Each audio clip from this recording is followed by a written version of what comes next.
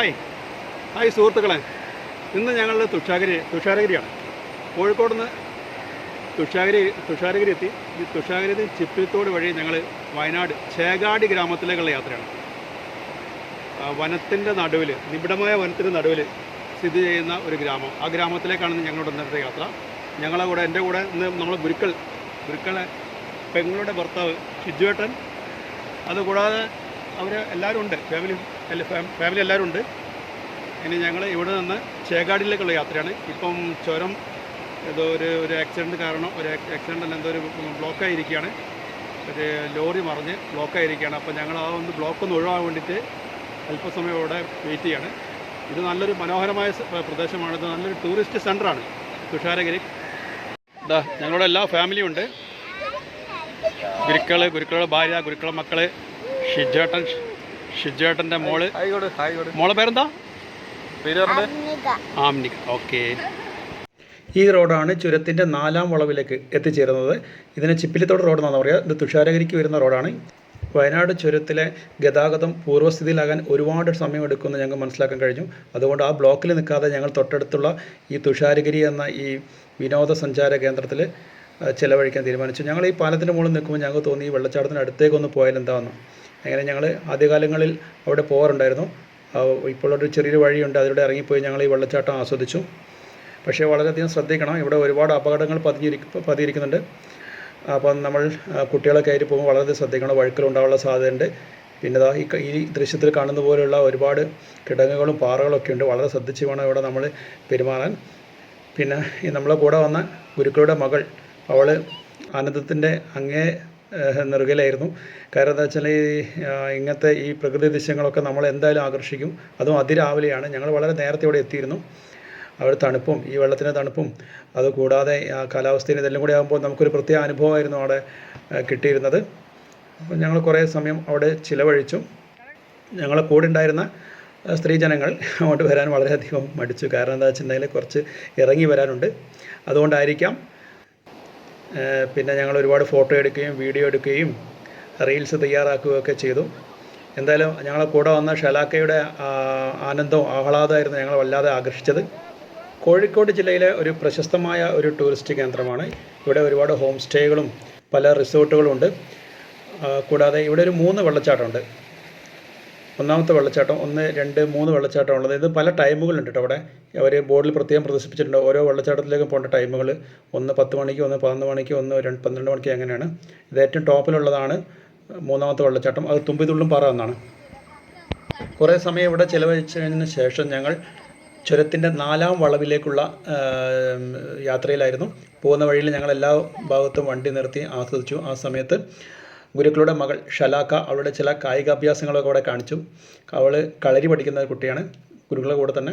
അപ്പോൾ അവിടുത്തെ ചില അഭ്യാസമുറകളൊക്കെ അവിടെ കാണിക്കുമ്പോൾ ഞങ്ങൾ വളരെയധികം സപ്പോർട്ട് ചെയ്യുമായിരുന്നു. ഈ പ്രകൃതിയിൽ ഭംഗി ആസ്വദിച്ചുകൊണ്ട് അവൾക്കുണ്ടായിരുന്ന ആ ആഹ്ലാദം അവൾ പങ്കിടുകയായിരുന്നു. അതിനെ ഞങ്ങൾ വേണ്ടുവോളം സപ്പോർട്ട് ചെയ്തു. കാരണം ഈ സോഷ്യൽ മീഡിയ കാലഘട്ടത്തിൽ ഇത് വളരെ ഉപകാരപ്പെടും എന്ന് ഞങ്ങൾക്ക് മനസ്സിലായി. പിന്നെ ഞങ്ങൾക്ക് മനസ്സിലായി ഇനിയും ഞങ്ങൾ ഒരുപാട് സമയം വെയിറ്റ് ചെയ്യേണ്ടി വരും. അതുകൊണ്ട് ഞങ്ങൾ തൊട്ടടുത്തുള്ള വാട്ടർ സ്ട്രീമിൽ ഞങ്ങളുടെ സമയം വീണ്ടും ചിലവഴിച്ചു. അത് വെള്ളത്തിൽ ഉള്ള ചില അഭ്യാസ മുറകളൊക്കെ ആയിരുന്നു. ഗുരുക്കൾ വളരെയധികം അത് ആസ്വദിച്ചു. ഹായ് സുഹൃത്തുക്കളെ, അവസാനം ഞങ്ങളങ്ങനെ ചേകാടി ഗ്രാമത്തിലെത്തി. ഇനി ചേകാടി ഗ്രാമത്തിലെ ചില കാഴ്ചകൾ നമുക്ക് നോക്കാം. ഇവിടെ നല്ലൊരു അനുഭവമാണ്. കാടിനാൽ ചുറ്റപ്പെട്ട ഒരു ഗ്രാമം, ആ ഗ്രാമത്തിലെ ജീവിതം. അങ്ങനെ ചുരത്തിലെ വലിയൊരു ബ്ലോക്ക് ഒഴിവായതിനു ശേഷം ഞങ്ങൾ കൽപ്പറ്റ പനമരം വഴി ചേകാടി ഗ്രാമത്തിലെത്തി. ഇതാണ് ചേകാടി ഗ്രാമം. ഇവിടെ ഒരു ചായക്കടയുണ്ട്, സുഖുവേട്ടൻ്റെ ചായക്കട. ചേകാടി ഗ്രാമത്തിൽ ആകെ ഒരു ചായക്കട ഇവിടെയുള്ളത്. ഇത് വളരെ ഫേമസ് ആണ്. ഗൂഗിളിൽ നോക്കിയാലും ഒരുപാട് യൂട്യൂബേഴ്സ് ഇവിടെ വന്ന് വീഡിയോ ചെയ്തിട്ടുണ്ട്. ഈ സുഖുവേട്ടൻ്റെ ചായക്കട, ഇതാണ് സുഖുവേട്ടൻ്റെ ചായക്കട. പുല്ലുകൊണ്ട് മേഞ്ഞ ഒരു സാധാരണ കട. ഇവിടെ ഒരു റേഡിയോ അങ്ങനെ പാടിക്കൊണ്ടേയിരിക്കുന്നുണ്ട്. ഗുരുക്കൾ തൊട്ടടുത്ത് തന്നെ ഈ സ്ഥാനം ഉറപ്പിച്ചു. ഗുരുക്കൾ അതിൻ്റെ ഭിത്തിയൊക്കെ നോക്കുകയായിരുന്നു, ഈ ഭിത്തിയൊക്കെ എങ്ങനെയാണ് ഉണ്ടാക്കിയിരിക്കുന്നതെന്ന്. ഇത് മുളയുടെ അല്ലെങ്കിൽ ചളി വാരി തേച്ച്, ചളിയും ചാണകമെല്ലാം വാരി തേച്ചിട്ടാണ് ഇതിൻ്റെ ഭിത്തി ഉണ്ടാക്കിയിരിക്കുന്നത്. അത് ഗുരുക്കളെ വല്ലാതെ ആകർഷിച്ചു. ഇതാണ് സുഖുവേട്ടൻ ഇപ്പോഴും ചായ പാർന്നുകൊണ്ടേയിരിക്കുകയാണ്. എല്ലാ വിനോദസഞ്ചാരികളും ഇവിടെ വരാറുണ്ട് എന്ന് ഞങ്ങൾ മനസ്സിലായി. കാരണം ഞങ്ങൾ വന്ന സമയത്ത് ഇവിടെ തിരക്കായിരുന്നു. അതുകൊണ്ട് ഞങ്ങൾക്ക് ഉള്ളോട്ട് കയറാൻ കഴിഞ്ഞില്ല. ഇവിടെ ആന വരാറുണ്ടോ? ആന വരും, എന്നാലും ഞങ്ങൾ ഇങ്ങനെ അടുത്ത് വരുമ്പോൾ എല്ലാം ഓടിക്കും. ഓടിക്കും. ഇവിടെ വരാറുണ്ടോ ഇതിന് മുറ്റത്തൊക്കെ? എന്തോ ഇവിടെ അറിയില്ല, ഞങ്ങൾ വീട് അങ്ങോട്ടാ. അവിടേക്ക് വരും അല്ലേ? അവിടേക്കൊക്കെ വരും. ഇവിടെ ഈ ഗ്രാമം വനങ്ങളാൽ ചുറ്റപ്പെട്ട സ്ഥലമാണ്. ഫുള്ള് കാടല്ലേ? ചുറ്റുപാടും കാട്. അത് പോയല്ലേ? അത് പുഴയല്ലേ? ഇത് കബനിയല്ലേ ഇതിലൊഴുകുന്നത്? കുറുവാദ്വീപ് അടുത്ത് തന്നെ. ഞങ്ങൾ യാത്ര ചെയ്ത് ഇപ്പം ചേകാടി ഗ്രാമത്തിലെത്തിയിരിക്കുകയാണ്. അപ്പോൾ ഗുരുക്കളെ, നിങ്ങൾ ചേകാടി ഗ്രാമം ആദ്യമായിട്ട് കാണുകയാണോ? ചേകാടി ഗ്രാമം ആദ്യമായിട്ട് കാണാം. എന്താണ് നിങ്ങളുടെ അഭിപ്രായം? അഭിപ്രായത്തിൽ നല്ലൊരു എന്താ പറയുക, കാടാണ് ഫുള്ള്. ചുറ്റും കാട് ആയിട്ട് നല്ലൊരു ആംബിയൻസ് ഉള്ള സ്ഥലം. അതായത് കാടിൻ്റെ ഉള്ളിലുള്ള ഒരു ഗ്രാമം. ഓക്കെ, ഷിജോട്ടോ നല്ല അനുഭവങ്ങളാണ്. ഞങ്ങൾ കാട് കയറാൻ നിൽക്കുകയാണ്, കാടിനുള്ളിൽ കിടക്കുകയാണ്. ഇപ്പൊ തന്നെ നല്ല ആംബിയൻസ് മാറിക്കൊണ്ടിരിക്കുന്നുണ്ട്. ഇനി നമ്മൾ ഈ കബനിയാണ് ഇതിൽ ഒഴുകുന്നത്. ഈ കബനിൻ്റെ ഒരു ബ്രിഡ്ജ് ഉണ്ട്, ഒരു പാലുണ്ട്. ആ പാലത്തിന് നടുക്കുന്നുള്ള കാഴ്ചകൾ അതിമനോഹരമാണ്. നമ്മളിനി അതിനേക്കാണ് പോകുന്നത്. അതുകൂടാതെ ഇത് വയനാട്ടിലെ കുട്ടനാട് എന്നറിയപ്പെടും. ഇവിടെയാണ് ഏറ്റവും കൂടുതൽ നെല്ല് ഉൽപ്പാദിപ്പിക്കുന്നത് വയനാട്ടിൽ. എവിടെ നോക്കിയാലും ഇവിടെ ഈ നെൽപ്പാടങ്ങളാണ്. ഇനി സുഖവേട്ടൻ്റെ ഒരു ചായക്ക് വേണ്ടി ഞങ്ങൾ കാത്തു നിൽക്കുകയാണ്. ഇതാണ് സുഖവേട്ടൻ്റെ ചായക്കട. ഇവിടുന്ന് അതിനുള്ളിൽ എല്ലാവരും ഒരുപാട് ആൾക്കാർ കയറിയിട്ടുണ്ട്. ഫുള്ളായതുകൊണ്ട് ഹൗസ്ഫുള്ളായതുകൊണ്ട് ഞങ്ങളിപ്പം പുറത്തിരിക്കുകയാണ്. അപ്പോൾ നമ്മളെ ഗുരുക്കളെ ഭാര്യ അവിടുന്ന് ചായ വാങ്ങിച്ച് വരുന്നുണ്ട്.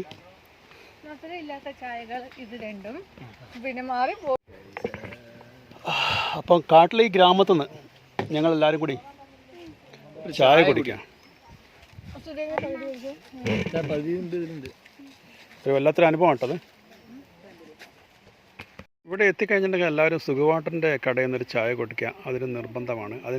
നിർബന്ധമല്ല, എല്ലാവരും ഒരു ആഗ്രഹമാണ്. കാരണം സുഖവാട്ടൻ്റെ ചായക്കട പറഞ്ഞാൽ വളരെ ഫേമസ് ആണ്. ചേകാടി സുഖവാട്ടൻ്റെ ചായക്കട. ഞങ്ങൾ ഈ പ്രദേശത്ത് ഒരുപാട് സമയം ചിലവഴിച്ചു. എത്ര അവിടെ ഇരുന്നിട്ട് ഞങ്ങൾക്ക് എത്ര കണ്ടിട്ട് മതിയാവുന്നില്ല. ഇനിയും കാണണം, ഇനിയും അവിടെ ഇരിക്കണം. ആ പ്രകൃതി ഞങ്ങളെ വല്ലാതെ ആകർഷിച്ചു, വീണ്ടും ആകർഷിക്കുകയായിരുന്നു. ഈ കാണുന്ന വീടില്ലേ, ഇല്ലി വെച്ച് കെട്ടിയിട്ട് അത് മണ്ണ് തേക്കും. രണ്ട് ഭാഗത്ത് മണ്ണ് തേക്കും. എന്നിട്ട് ചാണം തേക്കും. നല്ല ഉറപ്പാ? പിന്നെ ഉറപ്പില്ല. കൊറേ കാലം കിട്ടുമോ നമുക്ക്? പിന്നെ കിട്ടും. ആ പണിയൊക്കെ നിങ്ങൾക്ക് അറിയോ? അല്ല, ഇവര് ആനേനെ ചോദിക്കുമ്പോ അല്ല, അത് നമുക്ക് കൊറേ നാള് കിട്ടും. ഇതോ ഉണ്ടാവും, കുറേ വർഷങ്ങളായി. ഇതിൻ്റെ ഉള്ളിൽ ഇങ്ങനെ ഒരു ചെറിയ കച്ചവടമുണ്ട്. ഇപ്പോഴും ഇവിടെ പരമ്പരാഗതമായ രീതിയിലാണ് ചായ ഉണ്ടാക്കുന്നത് അല്ലേ? സുഖുവേട്ടൻ്റെ ചായക്കടയിലെ ഉള്ളിൽ തിരക്ക് കഴിഞ്ഞപ്പോൾ ഞങ്ങളെല്ലാവരും ഉള്ളിൽ കയറിയിരുന്നു. അതും ഒന്ന് അനുഭവിച്ചറിയാൻ വേണ്ടി ഞങ്ങൾ കുറേ സമയം അതിനുള്ള ചിലവഴിച്ചു. ഞങ്ങൾ ഈ ഗ്രാമത്തിലേക്ക് പ്രവേശിച്ചത് പനമര വഴിയാണ്. ഇനി ഞങ്ങൾ പുറത്തേക്ക് പോകാനുള്ളത് പുൽപ്പള്ളി വഴിയാണ്. പുൽപ്പള്ളി വഴിക്ക് പോകുമ്പോൾ വളരെ ഇടുങ്ങിയ ഒരു വനത്തിലൂടെയാണ് കടന്നു പോകേണ്ടത്. അതിൻ്റെ മുന്നേ ഞങ്ങൾ അവിടെ ഒരു പാലമുണ്ട്. ആ പാലത്തിലൂടെ കടന്നു. ഞങ്ങൾ ആ പാലത്തിന് നല്ല വെയിലായതുകൊണ്ട് അവിടെ നിൽക്കാൻ പറ്റില്ല. അതുകൊണ്ട് ഞങ്ങൾ പാടങ്ങൾ കാണാമെന്ന് വിചാരിച്ചു. ഈ പാടങ്ങളിലൂടെ വേണം നമുക്ക് ആ പറഞ്ഞ വനത്തിലെത്താൻ. എവിടെ നോക്കിയാലും പാടങ്ങൾ. അതുകൂടാതെ ഈ പാടങ്ങൾക്ക് ചുറ്റുപാടും നമുക്ക് കാണാം വനങ്ങൾ. ഈ വനത്തിലൂടെ അല്ലാതെ നമുക്ക് ഈ ഗ്രാമത്തിലെത്താൻ പറ്റില്ല. അങ്ങനെ ഞങ്ങൾ ആ ചെറിയ ഇടുങ്ങിയ റോഡിലുള്ള ആ വനത്തിലൂടെ ഡെൻസ് ഫോറസ്റ്റിലൂടെ കടന്നു പോയിക്കൊണ്ടിരിക്കുകയാണ് ഇപ്പോൾ. ഇതൊരു വല്ലാത്തൊരു അനുഭവമായിരുന്നു. നല്ലൊരു പച്ചപ്പ്.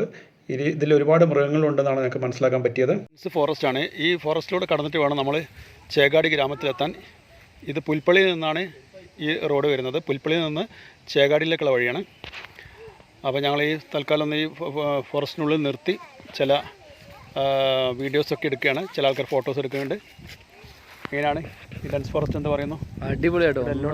ഡെൻസ് ഫോറസ്റ്റ് പറഞ്ഞാൽ ഇവിടെ ഓക്സിജനിലെ അളവിലാണ് പറയുക. ഭയങ്കര ഹാർട്ട് ശരിക്കും ഓപ്പൺ ആകുന്നുണ്ട്. പിന്നെ ഇവിടെ എല്ലായിടത്തും ഫെൻസിങ് കാണാം. ആനൻ്റെ ശല്യം ഉണ്ട് എന്നുള്ളതിൻ്റെ ലക്ഷണമാണത്. ഇവിടെ എല്ലായിടത്തും ഇതാ ഫെൻസിങ് കാണാം. ഞങ്ങൾ അവിടെ നിന്ന് വീണ്ടും യാത്ര ആരംഭിച്ചു. എത്ര കണ്ടാലും മതി വരാത്ത കാഴ്ചകളായിരുന്നു ഈ കാട് ഞങ്ങൾക്ക് സമ്മാനിച്ചത്. ഞങ്ങൾ വളരെ ആഹ്ലാദത്തിലായിരുന്നു. എല്ലാവരും വളരെ സന്തോഷത്തിലാണ്. കാരണം എന്താ വെച്ചിട്ടുണ്ടെങ്കിൽ നിബിഡ വനത്തിലൂടെ ഞങ്ങൾ കടന്നു പോകുന്നത്. നിബിഡ വനം എന്ന് പറഞ്ഞാൽ നല്ല വനം തന്നെയല്ലത്. പേടിപ്പിക്കുന്ന വന്യതുള്ള ഫോറസ്റ്റ്. ഫോറസ്റ്റിൻ്റെ ഒരു പിന്നെ വനത്തിൻ്റെ ഭീകരത വനത്തിൻ്റെ ഭീകരത ഞങ്ങൾ ശരിക്കും അനുഭവപ്പെടുന്നുണ്ട്.